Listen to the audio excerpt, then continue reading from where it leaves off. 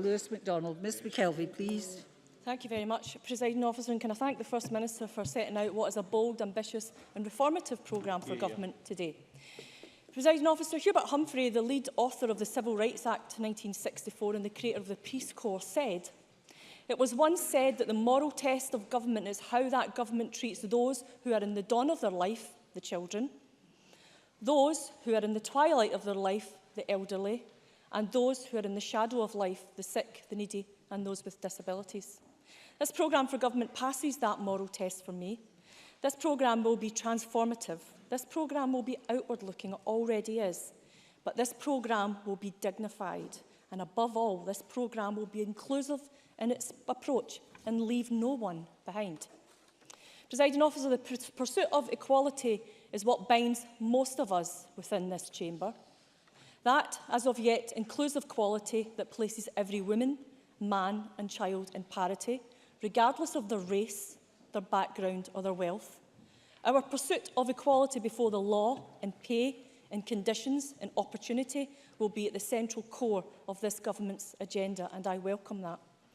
Over the past year, we have seen immense strides in our pursuit for equality, from Diageo becoming the 900th living wage employer, with the Scottish Government on track to deliver the living wage to over 1,000 employers by the autumn of this year, to our continued work to encourage equal 50-50 gender representations on boards.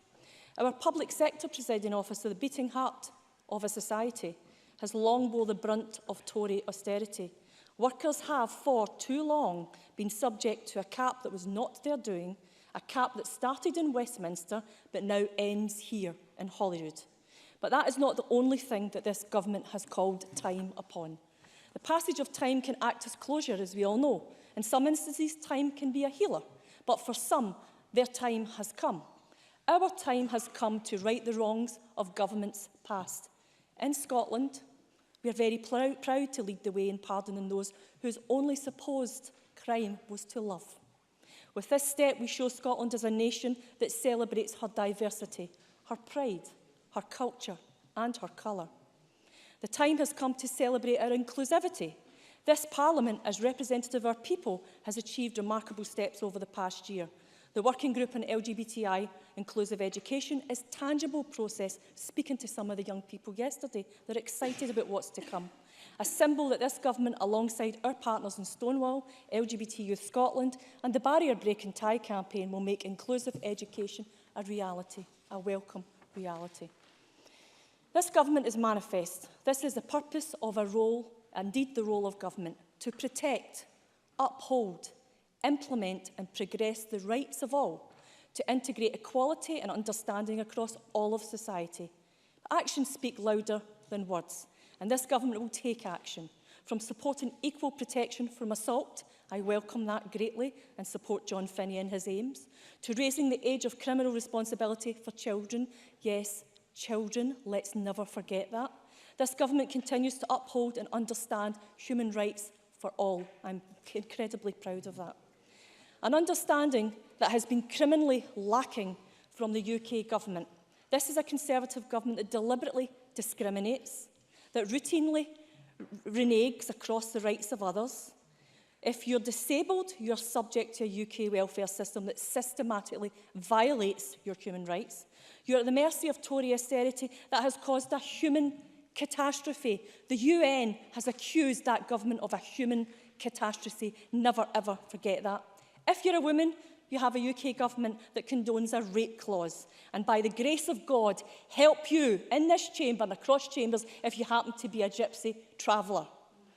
Under the Tories, who, according to Douglas Ross, would rather crack down on your rights than uphold them. A disgraceful comment, which the Tories should be rightly shamed for. Presiding Officer, our commitment to equality and fairness is transposed into the world of work. And as the world of work changes, so must we. We've heard this. This government, modern and focused in its purpose, maintains its pledge to make work both fair and equal. That's why it's no surprise to see in Scotland the gender pay gap is closing, falling to 6.2% compared to the UK-wide 9.4%.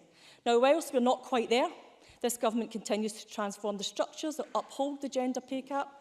That is precisely why, in the history of this Parliament, no government has done more to expand free early learning and childcare, giving parents, all parents, the available opportunities to return to work, assured and confident. Today, we have gone further in securing multi-year continuous funding. I'm sure will be more than welcome. When people return to employment, we've now got the highest records of employment. That means jobs, and that means the possibility, and above all, it gives hope. Hope can move mountains, Presiding Officer, and for some people only need a little bit of hope. This government offers exactly that. Hope that if you find themselves in the downside of a disadvantage, you will not be downtrodden, you will not be demonised, and they will not be sanctioned. I am proud of a government that will not sanction their people. I'm proud of a government that designs a social security system based in dignity. I am proud of a government that commits to end child poverty. I am proud of a government that commits to tackle the tragedy of rough sleeping. And I am proud of this government will lead by example with purpose, principle and above else, Presiding Officer, humanity.